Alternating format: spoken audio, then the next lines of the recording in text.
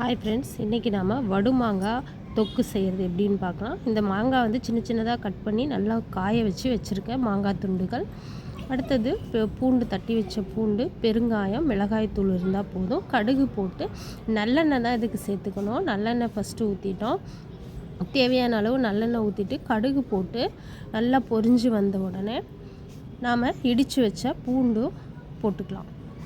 பூண்டும் போட்டு நல்லா பொன்னிறமான உடனே கருவேப்பிலை இதெல்லாம் எதுவுமே தேவையில்ல. மோர் மிளகா மாதிரி தான் இருக்கும். ஆனால் இது புளிப்பு உப்பு எல்லாம் சேர்ந்து செம்ம டேஸ்ட்டாக இருக்கும்.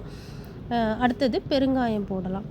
பெருங்காயம் போட்டுட்டு அதுக்கடுத்து மிளகாத்தூள் போட்டு கொஞ்சம் நல்லா எண்ணெயில் வறுபட்ட உடனே நாம் காய வச்சு ஒரு வாரம் நான் காய வச்சேன். நல்லா உப்பு போட்டு நல்லா பொடி பொடியாக மாங்காயை கட் பண்ணி காய வச்சுக்கோங்க, ஈரம் இல்லாமல்.